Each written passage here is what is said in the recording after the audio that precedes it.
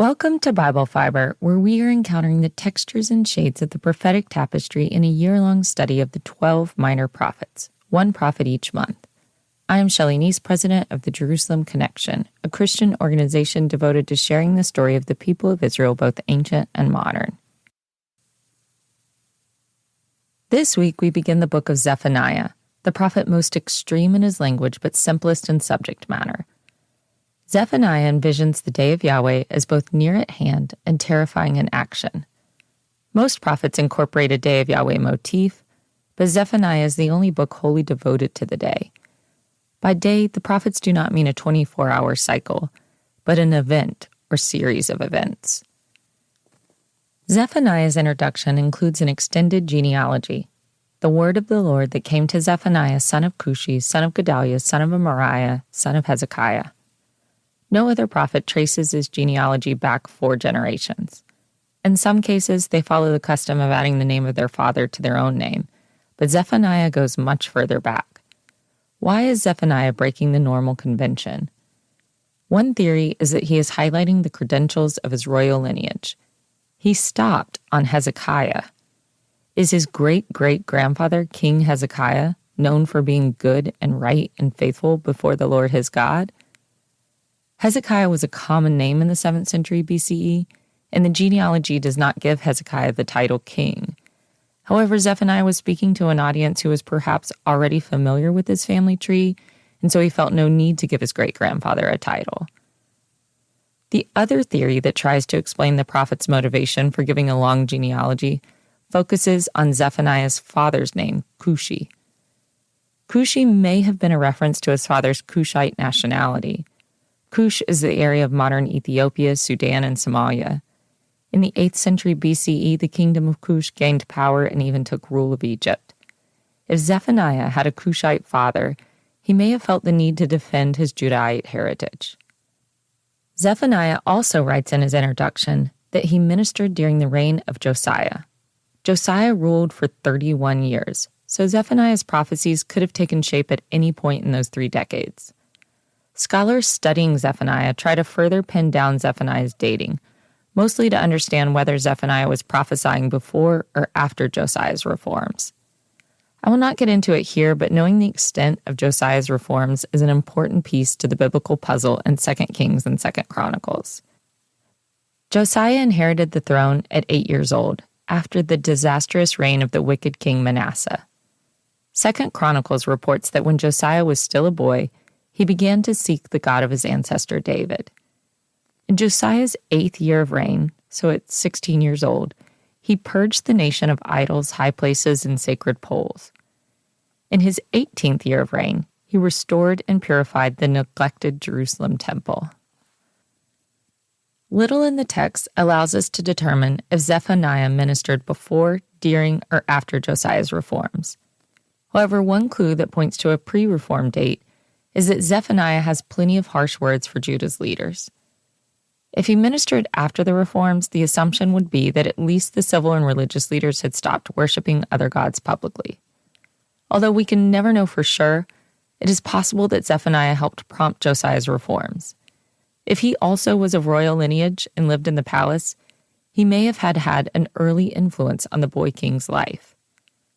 But moving on to the oracle, Zephaniah 1:2-18 is the announcement of the coming day of the Lord. The chapter starts with a proclamation of universal judgment. The whole earth bears responsibility for the impending punishment, and not just humanity. Even the animals, birds, and fish are under judgment. There is a totality to Yahweh's disappointment in his creation. Zephaniah's poetic style utilizes repetition to reinforce fright. 3 times Yahweh warns that he will sweep away creation.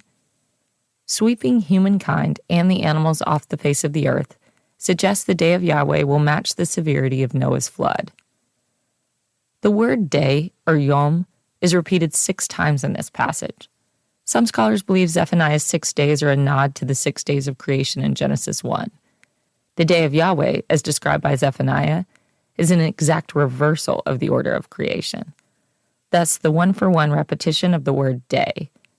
Following in the footsteps of Adam and Eve, the rebellion of humanity has brought down all of creation with it.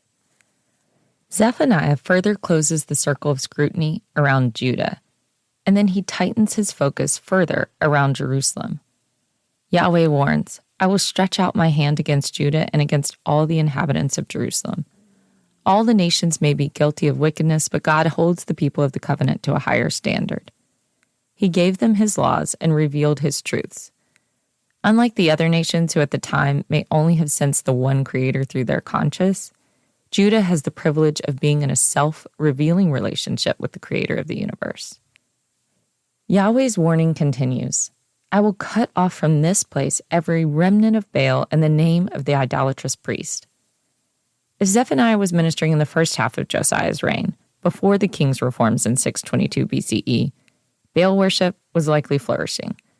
The kings before Josiah, Manasseh, and Amon, left a legacy of tolerance for paganism in the land.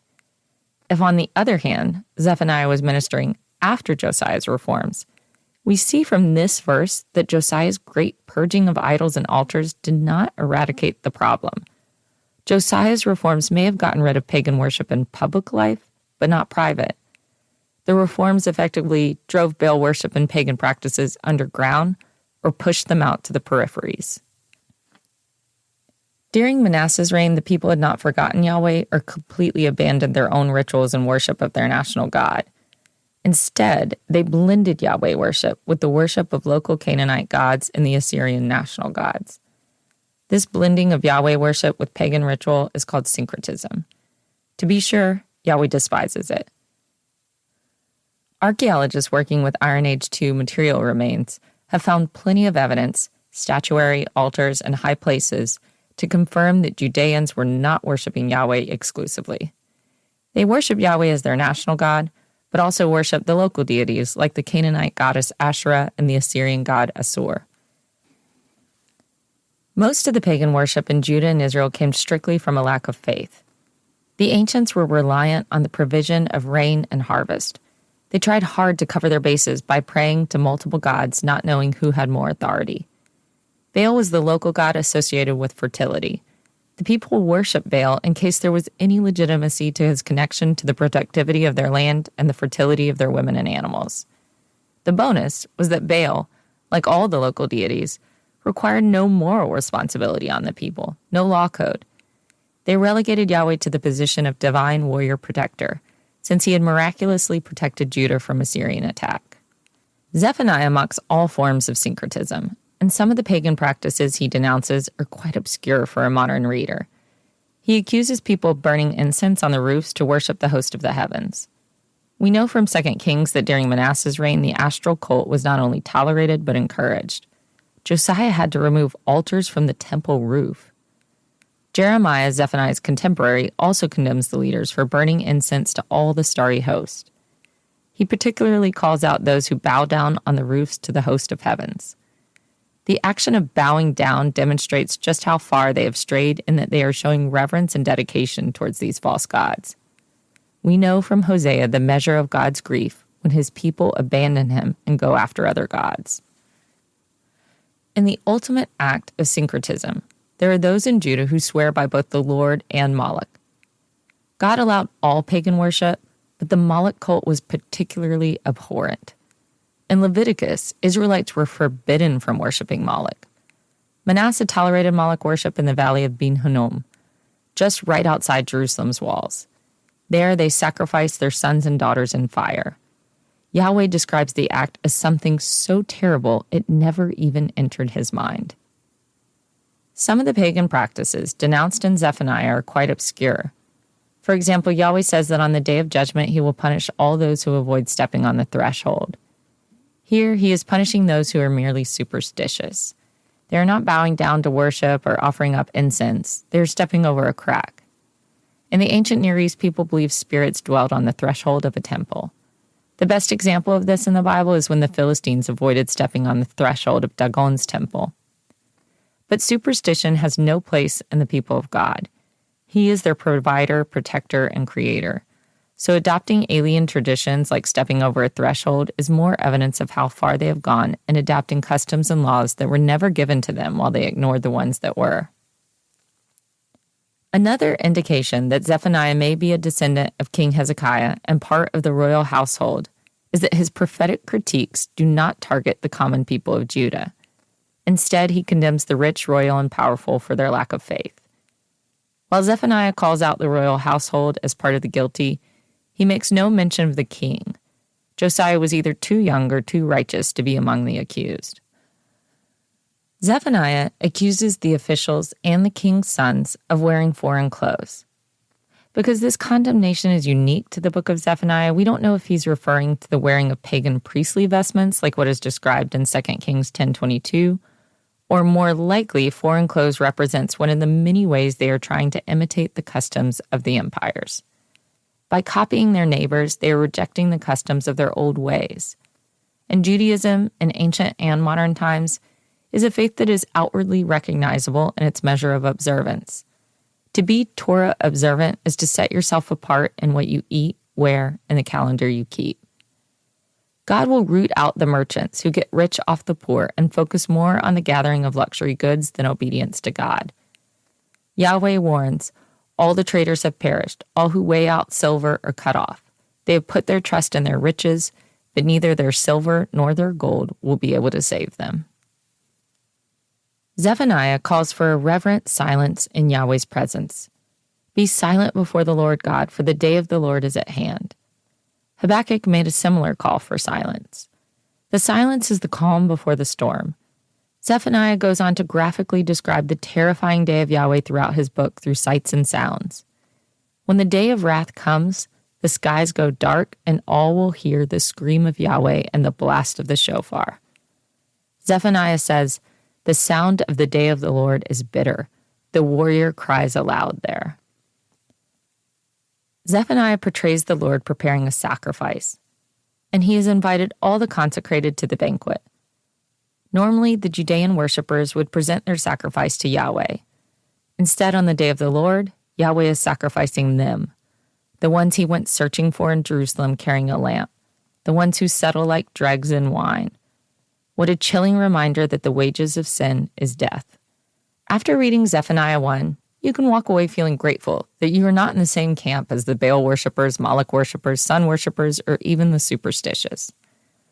But the prophet adds a caveat in here that landed on me with a thump of conviction. Also among the accused are the complacent, those who say in their hearts, the Lord will not do good, nor will he do harm. Complacency among God's people led to the other nations' disregard of Yahweh. Rather than being a kingdom of priests and a light to the nations to represent Yahweh, they looked like the nations, both in dress and worship. Or they outwardly followed Yahweh, but inwardly were lukewarm with no real understanding of what it meant to seek after God. I am certainly guilty of assimilating with the easy parts of my culture, pushing God to the margins of my daily life, and focusing too much of my thought life on trivial things rather than kingdom things. This is why I feel drawn to a daily reading of the prophets.